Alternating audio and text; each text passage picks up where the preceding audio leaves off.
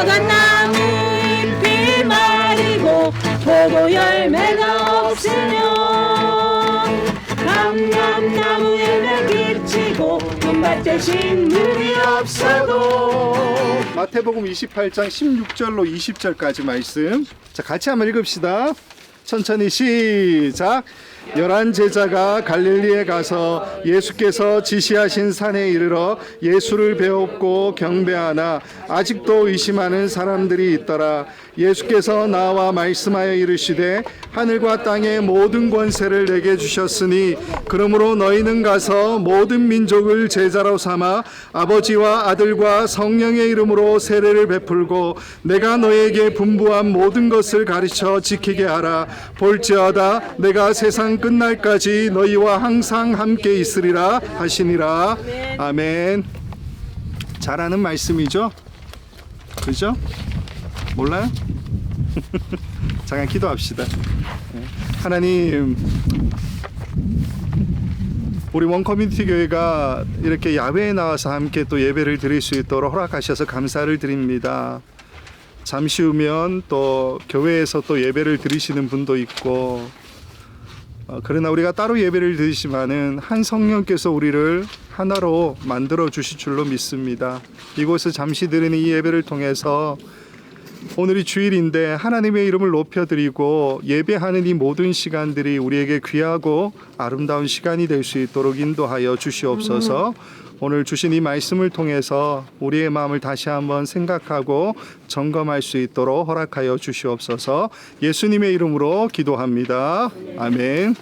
마태복음 전체를 한번 볼 거예요. 전체를 한번 볼 건데 마태복음 28장까지 있죠. 전체를 다 오늘 한꺼번에 보기엔 너무너무 힘들고요. 딱 두 가지 단어에 좀 집중해서 오늘 말씀을 좀 보고자 합니다. 그 두 가지 단어가 뭐냐면 지금 우리가 처해 있는 이 환경에 대한 이야기를 좀 해보고자 합니다. 이 환경이 어떤 곳이죠? 여기가? 사막이요. 네? 사막이죠. 그죠? 성경적인 표현으로 이야기하면, 성경에 써 있는 단어로 이야기하면 데저트라고 되어 있지만 한글로 번역할 때는 광야라고 이야기하죠. 광야. 그죠? 그리고 뒤에 보이는 게 뭡니까? 앞에도 보이네요. 산이죠. 그죠? 그래서 오늘 마태복음에 한정해서 이 마태복음 안에 있는 광야와 산에 관한 이야기를 함께 좀 살펴보려고 해요. 그래서 마태복음 전체에 광야와 산이 어떻게 사용되고 있고 또 어떤 일들이 그 안에서 일어났는지 함께 좀 살펴보기를 원하는데, 그렇게 살펴보면 굉장히 중요한 의미를 우리가 좀 캐치할 수가 있습니다. 그 얘기를 같이 한번 하기를 원합니다. 성경의 마태복음에 한글로 광야와 산을 검색하면 광야라는 단어가 6번 나오고요, 산이라는 단어가 16번이 나옵니다. 한글로 검색을 하면 그렇게 되고, 근데 이 산이라는 헬라어가 헬라어로 하면은 오로스라는 단어예요. 산이 오로스라는, 오른다라고 생각하면 되겠죠, 그죠? 오로스, 오른다, 뭐 이렇게 생각하면 되는데, 이게 헬라어로 오로스라는 단어가 산이고, 광야라는 단어는 에레모스라는 단어를 써요. 에레모스. 이런 단어를 쓰고 있는데, 이 광야인 에레모스를 찾으면, 아까 광야를 찾을 때 6번이라고 했는데 에레모스를 찾으면 8번이 나와요. 요건 잊어버리셔도 되고, 어쨌든 오로스는 산이고 에레모스는 광야라는 단어인데, 이 두 단어가 쓰여지고 있는 마태복음의 상황에 대해서 이야기를 한번 해보자라는 겁니다. 마태복음에서 처음 광야가 등장하는 그 장면이 어디냐 하면은 마태복음 3장이에요. 3장. 제일 처음 광야가 등장할 때에 누가 먼저 나오겠습니까? 광야 그러면 누가 제일 먼저 생각나죠? 그렇죠, 권사님. 세례 요한. 세례 요한이죠. 마태복음 3장에 등장하는 건 이제 세례 요한이고, 세례 요한이 광야에서 외치는 소리로 등장하게 되어 있죠. 3장 3절에 보면 선지자 이사야를 통해서 말씀하신 바 일러스되 광야에 외치는 자의 소리가 있어, 이렇게 시작해요. 세례 요한이 등장하고 있는 그 장면에서 광야라는 이야기가 나오게 되죠. 그리고 그 광야에서 3장에 쭉 살펴보게 되면은 그 다음 어떤 일이 있게 되냐면, 광야에서 세례 요한이 예수님을 증거하고 난 다음에 예수님에게 어떤 일을 행하게 되죠. 그게 뭡니까? 예수님에게 요단강에서 세례를 주는 장면이 나타나게 되죠. 그래서 이 마태복음 3장에 나오는 이 광야의 의미는 이렇게 볼 수 있습니다. 예수님이 사역을 준비하고 시작하신 곳, 그게 광야라는 거예요. 예수님이 사역을 준비하고 시작하신 곳이 광야라는 겁니다. 근데 4장으로 가면요, 마태복음 4장으로 넘어가면 이 광야가 좀 다른 의미로 다시 등장하게 되는 것을 보게 됩니다. 4장의 이야기가 뭐냐면 예수님이 세례 요한에게 세례를 받고 난 다음에 어떤 일이 있냐면 마귀에게 시험 받으시는 장면이 나오죠. 그때 마귀가 어디로 끌고 갑니까? 예수님을 광야로 끌고 나가게 되어 있죠. 근데 이 마태복음 4장에 되면은 그 예수님이 시험 받으시는 그 장면 가운데 세 가지 시험이 있는데 그 중에 한 가지가 뭐냐면 산 높은 곳에 올라가서 예수님에게 이제 천하만국을 다 보여주면서 이 모든 것들을 다 주겠다라고 하는 그런 이야기를 마귀가 던지게 됩니다. 그래서 여기는 시험 받으러 광야에 가셨는데 또 산까지 올라가셨던 예수님의 모습을 보게 되죠. 그래서 이 마태복음 4장에는 광야도 등장하고 산도 등장하는데 전체적으로 4장에서 이야기하고 있는 예수님의 모습은 뭐냐면 시험 받으시는 예수님을 이야기하고 있다는 거예요. 그러니까 처음에는 예수님의 사역이 준비되고 시작되었다가 4장에 오면은 예수님이 시험 받으시는 장면이 나오고 있다라는 겁니다. 그리고 4장의 마지막 결론으로 우리가 알고 있다시피 예수님이 세 가지 시험을 받으셨는데 그 시험을 다 구약의 말씀으로 다 이겨내시죠. 그래서 시험을 받으셨지만 또 시험을 이겨내신 곳으로 광야와 산이라는 곳의 의미를 찾아낼 수가 있다라는 겁니다. 그리고 5장으로 넘어가면 마태복음 5장이 뭡니까? 예수님이 그렇죠. 산에 가셔서 사람들에게 말씀을 선포하고 있는 장면이죠. 그래서 그 유명한 산상수훈이라고 부르는 것이 마태복음 5장부터 7장까지의 이야기라는 겁니다. 그래서 마태복음 5장부터 7장까지에 나오는 이 산에 대한 이야기는 결국에는 예수님이 말씀을 선포하시는 곳으로 그려지고 있다라는 거죠. 이게 5장에 나타난 이야기인데 이 5장에 특별하게 산이라는 개념이 한 가지가 더 나옵니다. 예전에 한 1년 전쯤에 목사님이 설교하신 내용 가운데 하나가 있는데 마태복음 5장 14절에 보면 이렇게 기록해요. 너희는 세상의 빛이라 산 위에 있는 동네가 숨겨지지 못할 것이요 라는 이야기가 나옵니다. 고전에 어떤 이야기가 너희는 세상의 소금이라 라는 이야기가 나오죠. 그러니까 세상의 빛으로 세상의 소금으로 너희가 어떤 삶을 살아야 되느냐라는 이야기를 하면서 5장 14절에 아까 방금 읽었던 것처럼 세상의 빛인데 산 위에 있는 동네가 숨겨지지 못한다라는 이야기를 해요. 마태복음 5장 14절에. 근데 이 산 위에 있는 동네라고 할 때 흔히 이 산 위에 있는 동네를 뭐라고 해석하냐면 세상이라고 해석을 해요. 세상. 그래서 빛 대신 예수님, 빛 대신 말씀이 있으면 세상이 이 빛 안에 비춰지기 때문에 숨겨지지 못한다라고 이야기를 하는데 저희 목사님 좀 해석을 다르게 하셨죠. 산 위에 있는 동네 이 산이 뭐라고 해석했냐면 하나님의 산, 시온산 그거로 이야기하셨어요. 성전산, 예루살렘 그렇게 이야기하셨죠. 그래서 어떻게 해석하느냐 하면은 산 위에 있는 동네가 숨겨지지 못한다라는 의미가 뭐냐면 예루살렘이 산 위에 있잖아요. 그죠? 하나님의 산 위에 존재하기 때문에 이 예루살렘은 어느 누가 쳐다봐도 다 보이잖아요. 그런 것처럼 하나님의 산이 산 위에 있는 것처럼 우리가 세상의 빛으로 세상 가운데 밝게 빛나는 존재일 수밖에 없다라는 이야기를 그때 목사님이 해주셨다라는 겁니다. 성전산, 예루살렘 산이라는 의미가 있기 때문에 결국은 이 산의 의미는 우리에게 뭘 가르쳐주고 있느냐 하면 우리가 빛이라고 얘기했기 때문에 말씀대로 우리가 살아가는 삶에 대한 이야기를 하고 있는 거예요. 그래서 여기서 산은 5장에서 7장 전체를 통해서 예수님이 말씀을 선포하시는 곳으로 되어 있지만 5장 14절에 나오는 이 산이라는 개념 우리에게 무엇을 이야기해 주고 있냐면 예수님이 말씀을 선포하시되 우리로 빛된 삶을 살으라고, 우리로 하나님 말씀 앞에 충실한 삶을 살라고 그렇게 명령하고 부탁하고 있는 내용으로 그려지고 있는 말씀이다라는 겁니다. 자, 그 다음 넘어가면요 14장에 산이 등장하는데 이 14장에 등장하는 산은 그 예수님이 따로 한적한 곳을 찾아가셔서 기도하는 장면입니다. 따로 한적한 곳을 찾아서 기도하시는 장면인데 마가복음 1장 35절 말씀을 보면 이렇게 기록해요. 새벽 아직도 밝기 전에 예수께서 일어나 나가 한적한 곳으로 가서 거기서 기도하시더니 이렇게 되어 있어요. 그러니까 마태복음 14장에 나오는 산이라는 것이 아까 말씀을 드린 것처럼 오로스라고 하는 단어를 쓰고 있는데 여기 마가복음 1장 35절에 쓰이고 있는 한적한 곳이라고 하는 이 단어가 뭐냐면 아까 광야를 이야기할 때 그 에레모스라는 단어를 쓰고 있어요. 그래서 예수님이 기도하러 찾아가셨던 곳이 결국 오로스이고 에레모스라는 곳이죠. 산으로 가셨고 한적한 광야로 가셔서 예수님이 기도하셨다라는 겁니다. 그래서 이 오로스와 에레모스, 즉 산과 광야의 의미가 우리에게 무엇을 알려주느냐 하면 우리에게 기도의 장소라는 것을 말해주고 있다라는 것입니다. 마태복음 14장과 15장에 두 가지 사건이 똑같이 일어나요. 그 14장과 15장의 사건이 뭐냐면 14장에는 오병이어의 사건이 나오고요, 15장에는 칠병이어의 사건이 나옵니다.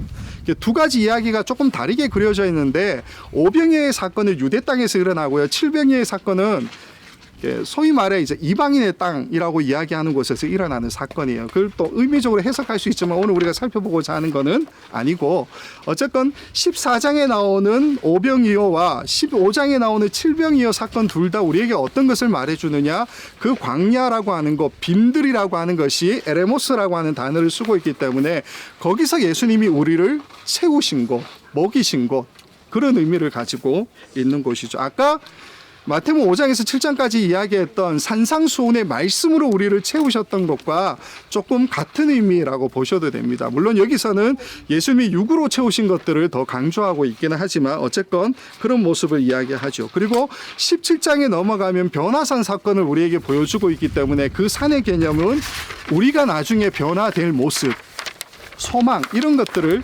상징하는 오로스라는 단어라는 것입니다. 그 다음에 이제 나오는 것이 28장의 오늘 본문인데, 오늘 본문에 나오는 이 산은 결국 우리에게 무엇을 의미하냐 하면 28장 16절에 보면은 예수님이 산으로 가서 기다리라라고 하는 명령을 하게 돼요. 열한 제자가 갈릴리에 가서 예수께서 지시하신 산에 이르러 예수를 배웠고 경배하나 아직도 의심하는 사람들이 있더라라고 하고 난 다음에 오늘 우리가 읽었던 그 본문의 말씀이 등장하고 있다라는 겁니다. 그래서 오늘 본문의 내용이 뭡니까?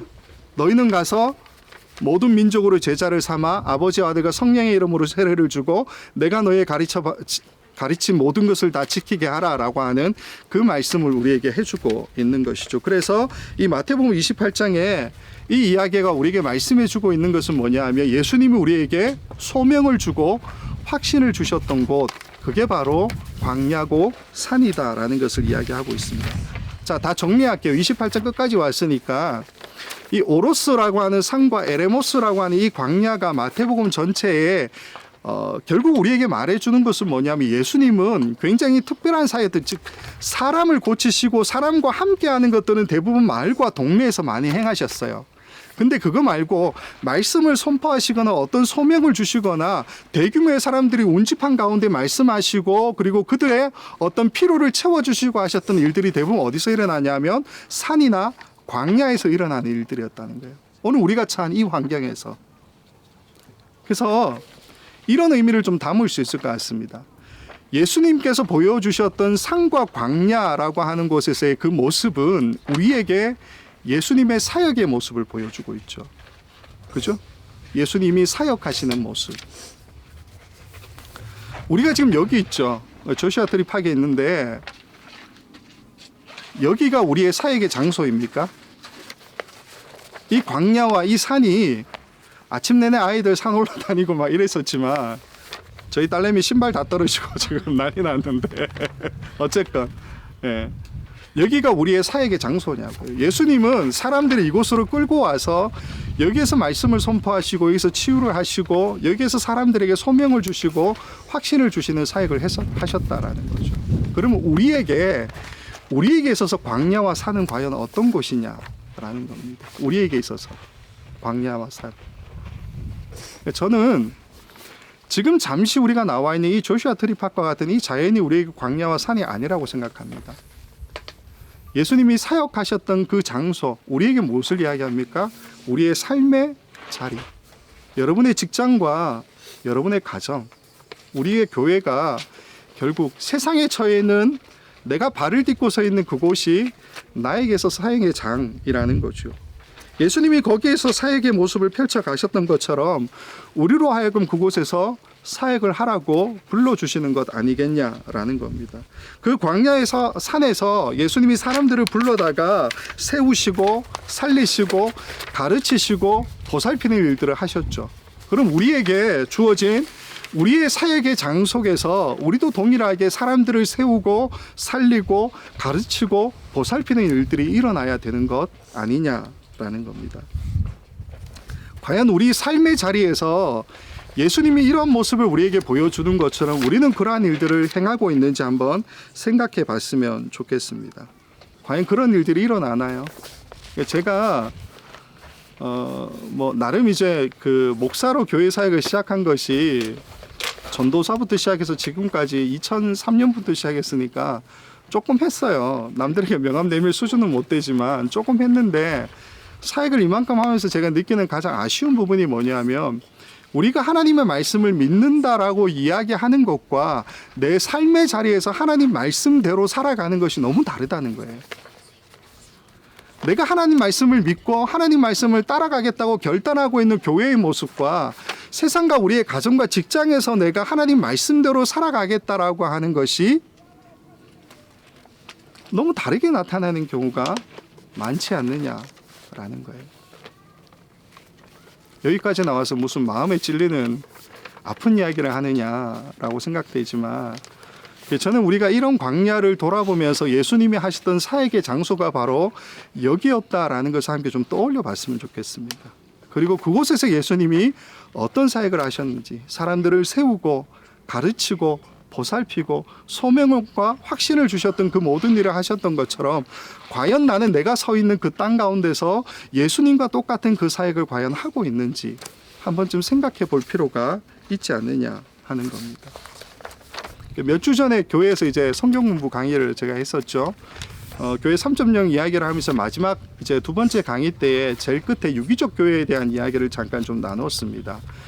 사실 제가 그 논문을 쓸 때 이 논문을 쓰겠다고 선배한테 이제 얘기를 했던 적이 있었어요. 그 선배가 한국에 간다고. 지금 되게 유명한 교회에 있어요. 문제 많은 교회에 있는데, 그 형님한테 이제 제가 이런 논문을 쓰겠다라고 했더니 그 형님 하는 말이 생각은 좋은데 실천 가능성이 없다고 저한테 이야기하셨어요. 논문을 쓰면서도 굉장히 그것 때문에 많이 괴로워하고 힘들었습니다. 과연 이게 현실 가능한 이야기일까? 그렇잖아요. 우리가 모인 곳마다 여러분의 직장에서 교회가 생겨나면, 여러분의 가정에서 교회가 생겨난다면 얼마나 좋겠습니까? 어제 목사님하고 잠깐 금요일 마치고 이제 얘기를 조금 나누었는데, 그 교회 3.0 이야기할 때 그 유기적 교회 가장 핵심적인 내용을 그때 설명을 안 드렸어요. 가장 핵심적 내용이 뭐냐 하면, 그 닐콜 목사라는 사람이 이 유기적 교회를 하면서 성공한 이유가 있어요. 그 이유가 뭐냐 하면, 그룹끼리 모일 때에, 교회로 모일 때에 제일 먼저 하는 일이 뭐냐면 자기의 죄를 고백하는 일들을 가장 먼저 해요. 일주일에 한 번씩 모여서, 우리가 지금 교회로 모였잖아요. 그런 것처럼 일주일에 한 번씩 모여서 한 주 동안 내가 어떤 죄를 짓고 살았는지에 대한 이야기를 같이 나눈다고. 물론 모든 걸 다 얘기하는 건 아니에요. 미국 사람도 한국 사람들보다 잘 되는 건 뭐냐면, 자기가 얘기해야 될 부분과 얘기하지 말아야 될 부분에 대한 선을 명확하게 긋죠. 그래서 어느 정도는 그러니까 다른 사람들보다는 조금 깊게 얘기하지만 너무 깊은 얘기까지 다 하진 않아요. 그러나 그 정도의 이야기라도 나누는 수준이 어디냐는 거예요. 우리는 과연 우리의 죄를 서로에게 고백하고 용납받고 용서하는 일들이 일어납니까? 교회 안에서? 교회가 프로그램으로 움직이는 곳이 아니에요. 목사님하고 저 끊임없이 몸부림치는 일 중에 하나가 뭐냐 하면, 프로그램을 안 하는 교회를 만들고 싶은 거예요. 왜냐하면 그냥 프로그램 돌리면 사람들 따라오죠. 그거 말고요, 우리의 마음 진심으로 하나님의 복음 앞에 반응하는 삶을 이끌어내고 싶은 거예요. 저는 그게 교회라고 생각하고, 예수님이 이 광야에서 사람들을 끌어다가 사역하셨던 이유라고 생각해요. 우리가 해야 되는 교회가 바로 그런 교회의 모습이 아니냐라는 거죠.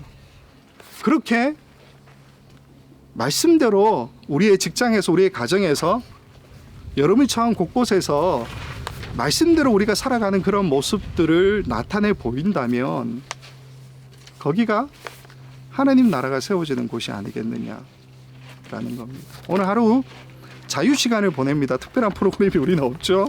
자유 시간을 보내게 될 건데 여러 곳을 다니시면서 아, 예수님이 이런 곳에서 사역을 하셨구나. 이런 곳에서 사람들을 세우시고 고치시고 말씀을 던져주시고 그들에게 소명과 확신을 주셨구나라는 것을 함께 생각하는 저와 여러분 되기를 원합니다. 그리고 우리의 삶의 자리에 다시 돌아가서 거기가 바로 우리에겐 광야고 우리에겐 산 아닙니까?